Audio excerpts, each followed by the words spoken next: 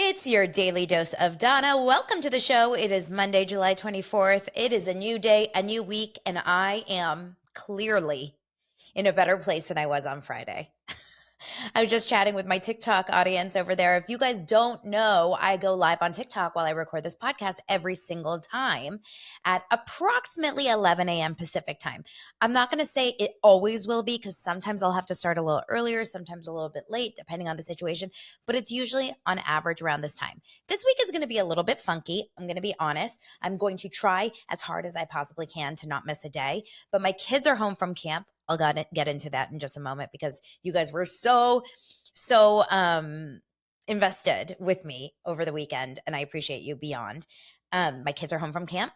They don't have camp until next week, so they have a week off. And my husband's in the office all week long, so I'm solo momming it. And I just, I can't have them just be on iPads all day. I mean, even though that's really what they want to do, because they were just in, you know, they were just in camp and they're probably like ready to like just veg. But we're going to see Barbie today. Have you seen Barbie? Barbie broke records as the top opening female directed movie, I think ever, $337 million on opening weekend. That is a big A deal. I think it was $175 million budget. So like they clearly did well. Well, Lourdes is saying not for kids, but I have a lot of friends who took their kids. I think my 10-year-old, 11-year-old, he is smart. He's going to get it. And he's so mature and I'm cool with that. The younger one, I think it will go over his head if there's anything. I'm taking two boys to see Barbie. See, this is the thing. I am a boy mom, even though I wanted to be a girl mom, but this is just the hand I was dealt, and I'm very happy about it, but I'm taking them to see Barbie. Taking them to see Barbie. Okay, I'm excited. So we're going to go to the Grove this afternoon, which is a local, like an outdoor mall, great, pretty spot. They have a Dylan's Candy Bar, which I'm sure my Dylan will want to go into, and like a bookstore, and we'll do a couple of things. So I'm going to try to be present at work and then also, mommy dearest. Oh my God, this is so funny. Yes, you guys, we can talk about this forever. What inappropriate movies did you see as a kid? Sarah says, I watched Pretty Woman when I was a kid and I thought the array of condoms were candy. So did I. So did I. My mom rented us Revenge of the Nerds all the time when we were kids. That is not a kid-friendly movie if you watch it. Porky's. Porky's. Actually, every single movie you watch now from the 80s is not kid friendly for 2023. Like it's all so different. Animal House. Oh my gosh. Okay, so you guys saw this on Friday. I had an insanely difficult day, really, really challenging. I got into it. If you haven't seen the episode, you can watch me cry live.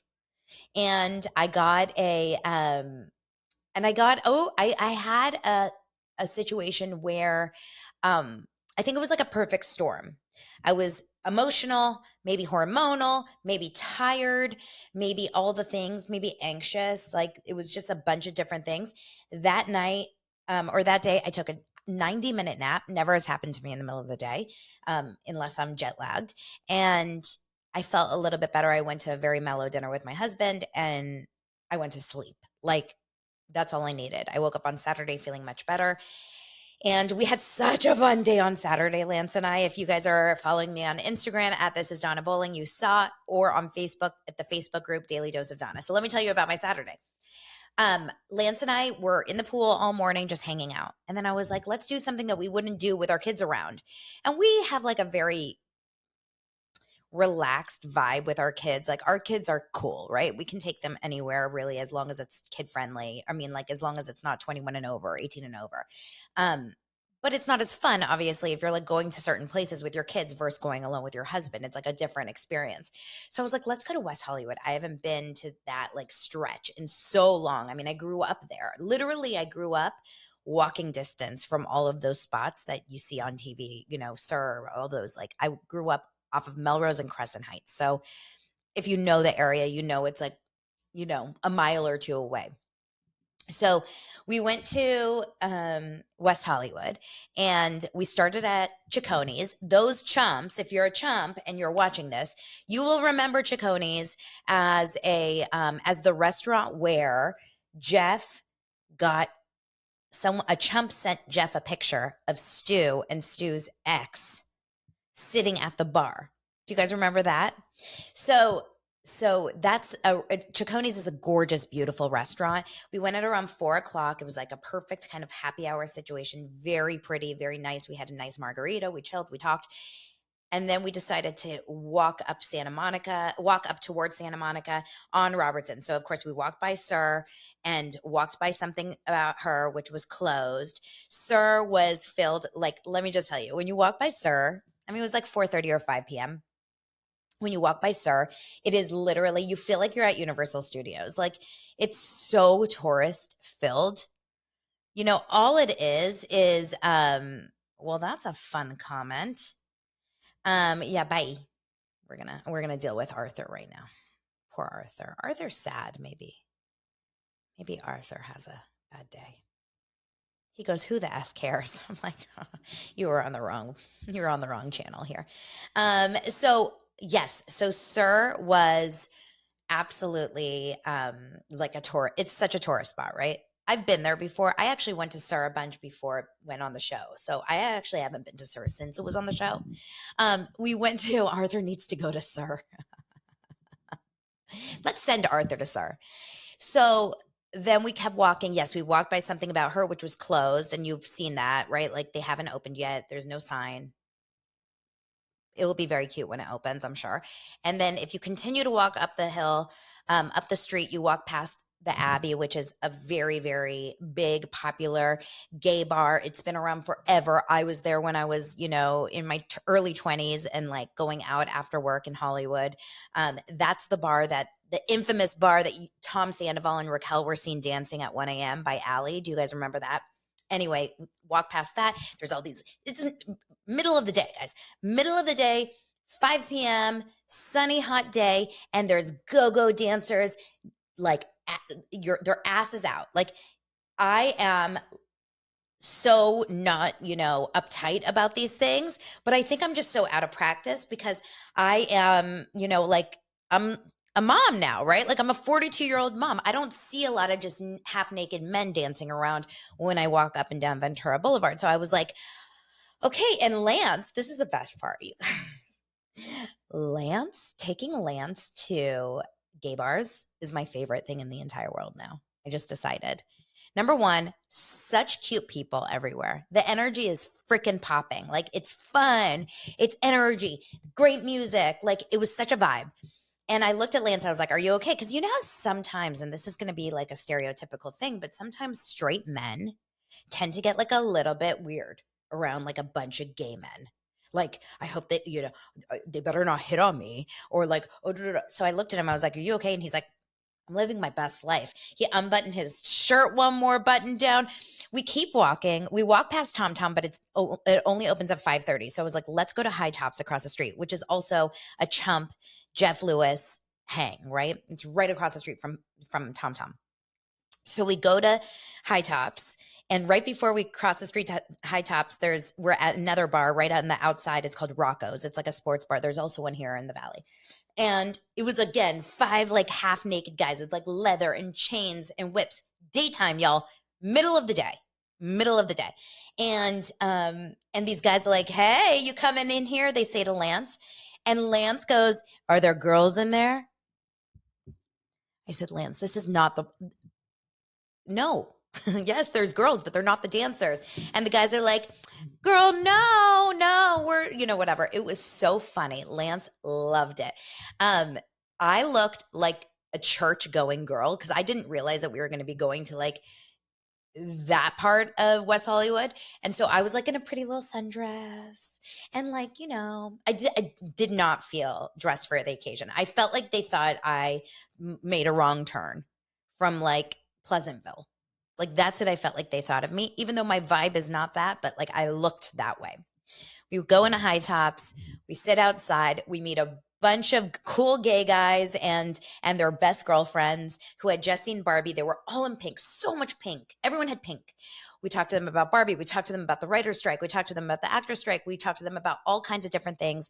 So fun, great conversation. And then when we were leaving, I was like, TomTom's open. Let's go over there. So TomTom is every single table had a reservation starting at 5:30. Okay. Or like if not 5:30, then 6. Like there was no open tables. You had to sit at the bar. Here's my thought about TomTom. This is my first time going. Very cool, very pretty.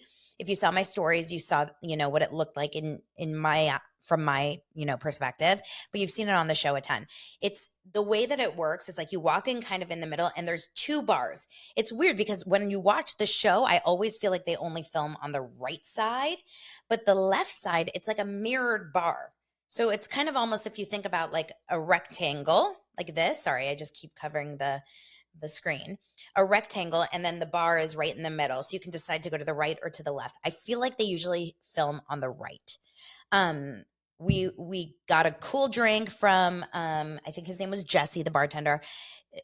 Huge pet peeve of mine are the seats. Wait, Celeb Vale is here. Celeb Vale, are you back on TikTok? Oh my God, our favorite Bethany account, our favorite account that like exposes Bethany for everything that she gets caught under and lying has not been on TikTok for a week. And now she's here. So like, I need to know what's going on. What happened, Celeb Fail? Did Bethany take you down? Like what happened? Tell us. Okay, I'll keep you guys posted because a lot of you are asking that in the Facebook group too. Like, where is Celeb Fail? Okay, so this is the worst thing about a bar. The seats are horrible. They're comfortable. They're like little mini couches and like very cushy, like velvety chairs, but they're low. When I tell you low, I have a video.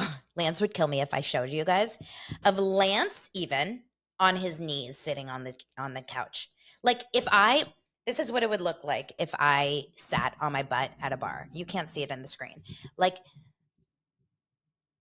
can I have a drink? Like it was horrible. And I was like, this is not ideal. And I think the reason they do that, one of the bartenders said, is like, so people don't just like sit here all day long, right? They want people to like move on because it gets a little crowded.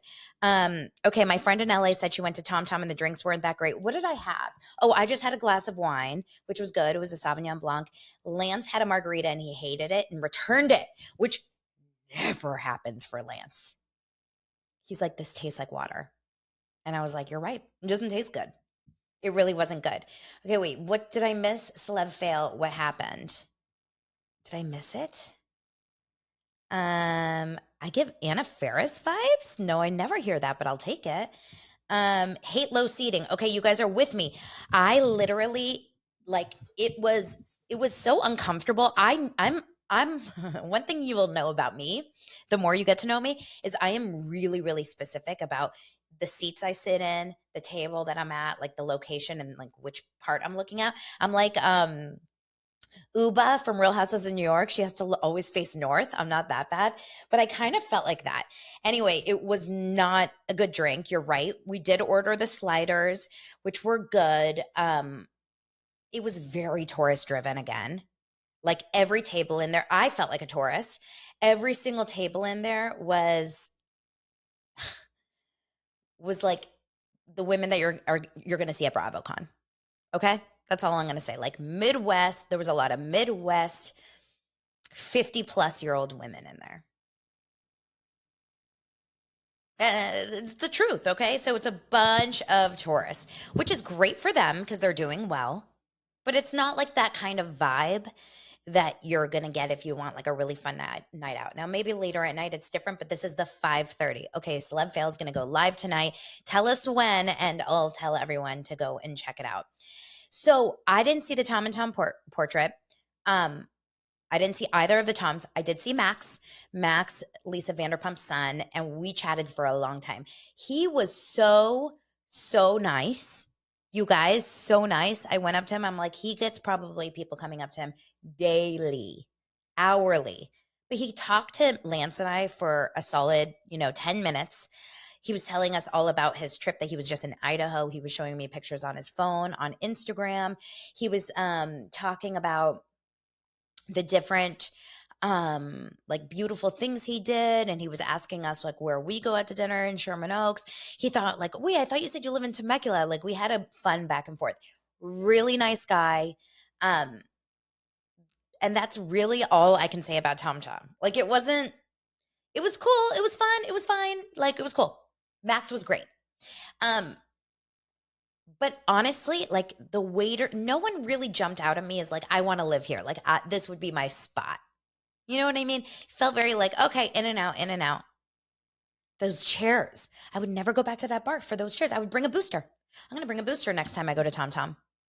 They should give out boosters at the front. I'm not joking when I tell you I almost asked them if they had like a stack of napkins. I was like, you can't sit here. I can't sit and drink a glass of wine when my head is hitting the bar. It's so uncomfortable. Okay. We went, and then we went to Casita, which is down the street from us for dinner. Mexican restaurant. Highly recommend if you live here in Los Angeles, in the Valley. There's Casita, there's Taisho, great restaurants. We're friends with the owners, super fun. And then we went to, and that was Saturday night. And then Sunday, yesterday, we picked up our boys from camp. If you go on my Instagram or here on TikTok or wherever, you'll see the video of me picking them up. I cried. It was the best moment in my life. I don't know how to explain it, but I felt like I was missing limbs until I got to hug them. And it was really, really phenomenal. It was a great feeling. And now, of course, I'm like, oh God, now I have to be a mom, right? Like so much laundry already. It's starting. So last night, 9 o'clock, I watched Real Housewives of New York. Like, let me tell you, RHONY is now going to be appointment television for me. I am into it. Do you like RHONY? I want to hear from you guys. Are you watching? Do you like it? There's two camps. One camp is, I can't stand it. I'm so unhappy that they changed the cast up. These women are totally, vapid. There's nothing there. I'm bored. And the other camp is, I can't get enough. And I'm definitely in the I can't get enough camp. I'm in the Luann camp. Luann liked it, which I thought was great. Bethany and Jill didn't. Of course, shocker. Luann said, I hate to say it, like I didn't want to, but I loved it. Well, Bryn, one comment that I'm getting right now from Brista says, I like it. I don't like Bryn. Bryn wasn't in the episode because she was sick. And I noticed this the entire episode. I was like, you don't need her. Like I'm fine with these 5. I thought it was a great 5-some. Bryn is going to be a little bit of a shit stirrer, I think. I am team Erin all the way. Erin is, to me, she's kind of like the grounding, like main of the show. I could be wrong, but from so far from what I see, she's like the most relatable. She seems very just like, I mean, obviously she's incredibly wealthy and obviously, she has a big job and, whatever. She seems really normal. I don't know how to explain it. She seems normal. She seems down to earth. She's struggling with the same kind of things that we're struggling with watching, which is essentially like how to host these women and keep it so that they don't complain. Okay, so basically there was a whole situation. She has a house in the Hamptons, a beautiful home that she's renovated, and she invites all the women to come. These are the women that I can't stand in life. The women that come to your home and immediately find things wrong. She hired a caviar woman to come and serve caviar. And the way that these women that came, Uba and Sai primarily, the way that they came and reacted to the caviar was unheard of. It was unheard of. I don't understand it. Number one, caviar is so freaking expensive. The amount of caviar that was plopped on those tables were hundreds of dollars. So, like, what did they want? Like, pretzels? Like, I don't understand exactly what the issue was. And then, people were shocked that it was on a Pringle. Well, I don't know about you guys, but this is a caviar expert. And she specifically picked the Pringle because it's a very thin chip and it's got the crisp and it's got a little bit of salt. I truly believe that this was like insane to come and complain about something like caviar. Well, some people are saying, caviar is not for everyone, maybe have a backup food. Okay. I saw a big tray of vegetables. They clearly had chips, Pringles. They clearly had cucumbers. I'm sure they had other things, but people were just ready to complain. The idea of immediately running to a grocery store, how rude. I'm sorry. I would also be offended. She got them each personalized pajamas. This happened in two parts of the show, right? So it was first about the food for Aaron, and then it was about the gift that Jenna Lyons got. So I didn't think, yes, they were going to dinner. This was a 4 p.m. hang, and they had reservations at 7. I don't know about you, but I don't want a meal before a meal. All these bees don't even eat that much. Let's be honest. They're all like, stick skinny. So Robin says can't relate to any of them. Too bougie and rude. Bravo could have done better. Well, I don't think Aaron's bougie.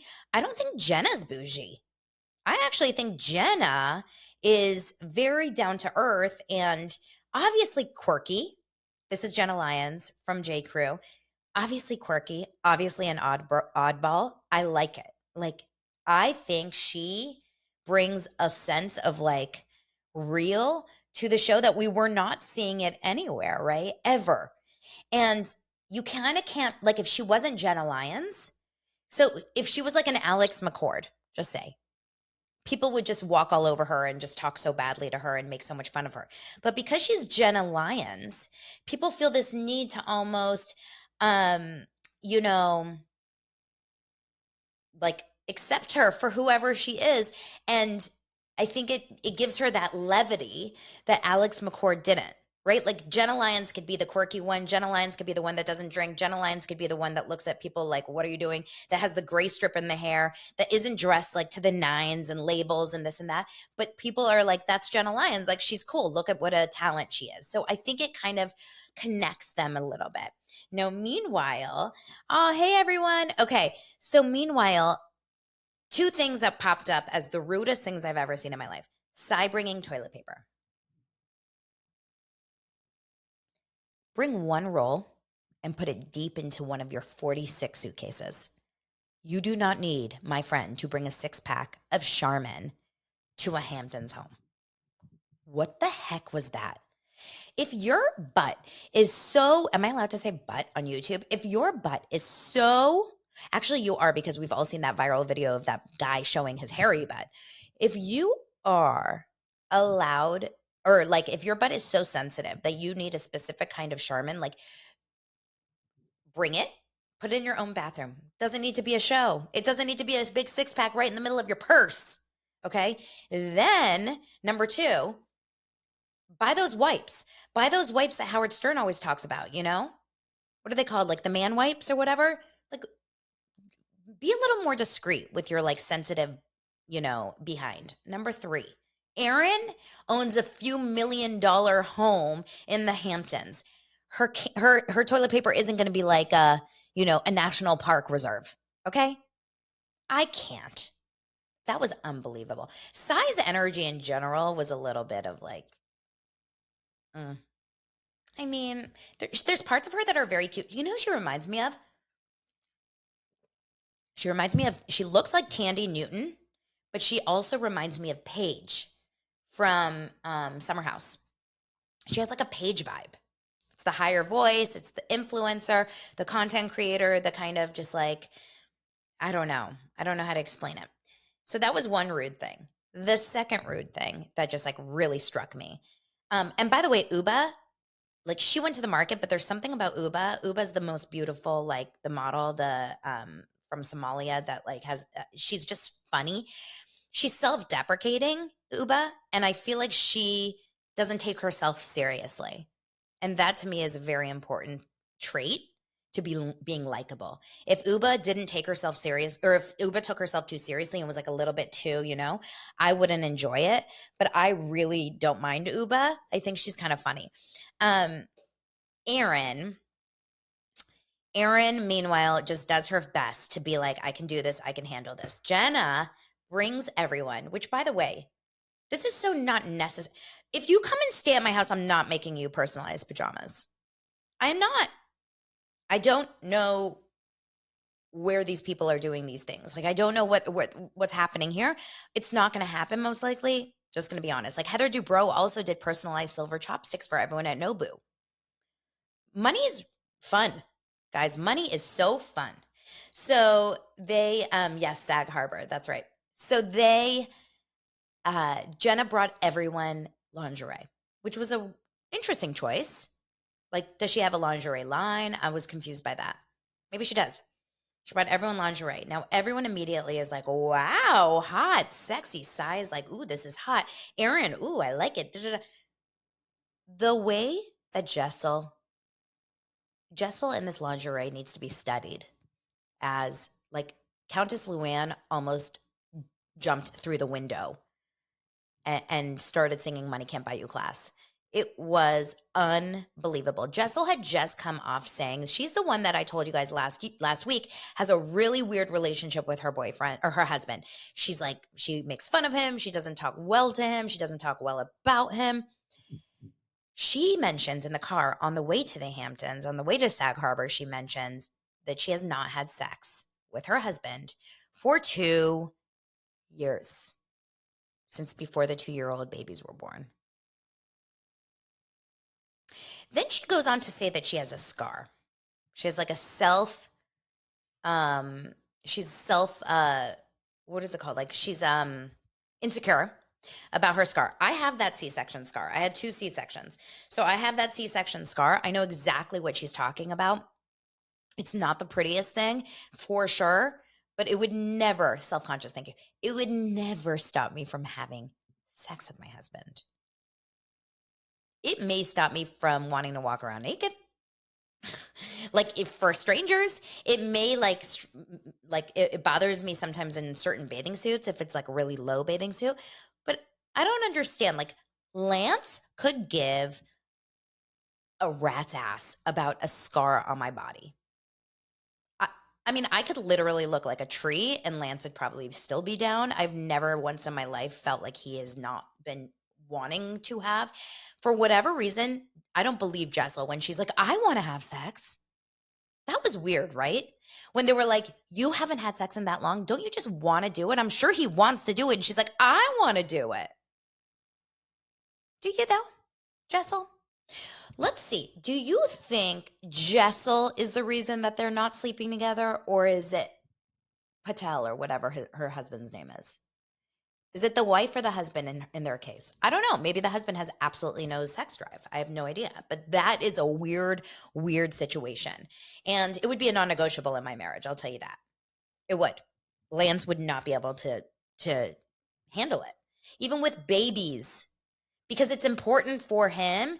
And even if I wasn't always in the mood, and I believe it to be true, when it comes to any of this stuff, you got to get on the horse, you got to get on the bike. And the second you get on that bike and you start gaining some momentum, you're like, I like bike riding. This is fun. You just got to go. Okay, Brissa says she got on the show to get a divorce or separate. Well, we'll have to see what happens. Anyway, she gets interesting. Jessel made an I love my husband Instagram post today. That is sus. Pavitt. I thought what did I think? Patel. Okay, Pavitt. Thank you so much. So, okay. She gets lingerie that I thought was very beautiful. It was a dress. It was a longer dress, and it had like black lace cutouts, and it was a greenish. It wasn't like turquoise. It had more of a green, but it wasn't like bright green, right? It was like a mint. And unless you get stuck on the bike like Shannon, that's funny.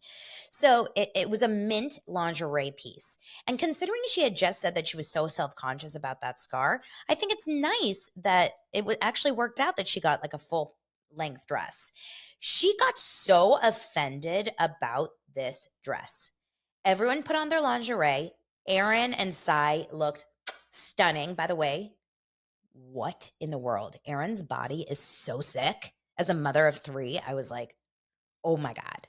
And she was eating caviar, and she's eating. Like, I've seen her eat a bunch of times on the show, and like, So I just need to know what's going on there. She looks amazing. And then Jessel comes walking down the stairs like my little kid when I tell him that he has to go brush his teeth.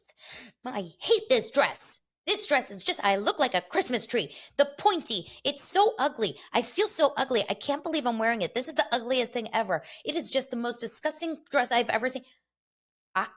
I don't understand. She just keeps going and going and going. Meanwhile, lovely Jenna Lyons is just quiet. She's making lemonade or something. She's making some sort of juice concoction, and she's just quiet thinking, oh my God, this bitch. Like, I don't understand. If I got you a freaking lip gloss and you talked crap about it in front of me, I would be so offended. That lingerie was not $12. That lingerie was most likely over $100. It was probably a very nice brand. If you guys know the brand, let me know. I don't care if you hate it. You say it doesn't fit, I'm not going to wear it tonight because I love it, but I want to get a smaller size. Like, bullshit your way, okay? It's called like common courtesy. It's called polite. I don't understand. It was awful. It made me really dislike her. So Sai and Jessel like kind of were neck and neck for just being incredibly rude in this hour of TV. I don't know if you guys thought so. Uba, like I said, is fine. And then there's Jenna Lyons. And then, of course, there's, we'll see Brynn next week, who, like I said, I didn't miss. I didn't miss her at all. We were talking about Real Houses of New York, the new version of RHONY, someone's asking. Okay. Speaking of RHONY, Bethany. I'm at 31 minutes, so I'm not going to go that much longer, but I'm going to tell you this. This week's Patreon is going to be phenomenal. Here's what I'm talking about. I'm talking about Bethany and everything that's happening with Bethany and how she can't get out of page 6 and she can't get out of the news cycle with the union. Now she wants to unionize reality stars. It's like a whole thing. We can talk maybe more about that tomorrow, but that will definitely deep dive on the Patreon. Patreon also, thank you. Patreon also will be all about what I've learned and what I'm looking at and what I'm deep diving into the Heather McDonald, Justin Martindale drama. For those of you guys that are Heather McDonald fans, we have watched her have a little bit of a rift with a couple of her people in the last few months, right? Megan Weaver from Jeff Lewis, of course. She's had like weirdness with, now I can't remember who. Obviously Justin Martindale recently, but there was also, there was like a Krista Allen situation and not being invited to a pool party and this and that. There's like a few different things that are happening. She had a weekend away in Napa where she was performing, but also insanely drunk all over her Instagram stories and videos. Like, you guys, I get drunk too. Like on Saturday nights, I go. I have fun. I let loose. I had probably like 5 drinks on Saturday, right? Between all the margaritas, and then we went to dinner and more margaritas. I'm not storing it. Maybe I'll take a picture, but most likely I'm not going to post anything from that night because I can't handle you guys like seeing that messy side. It's weird. Why are we posting ourselves slurring as an adult? Interesting. Okay. And then we are going to talk about on the Patreon, we're going to go into my John and Kate +8 deep dive, which I finished the Vice series about, and we will talk about it all. We will mention it all like Bethany wants us to. All right. Thank you so much for being here. Join the Patreon below. If you join, you'll get a new episode this week. And then, of course, the Facebook page is free, Daily Dose of Donna. Make sure to subscribe, like, comment, all those things here on YouTube. You guys, thank you so much. Have an amazing day.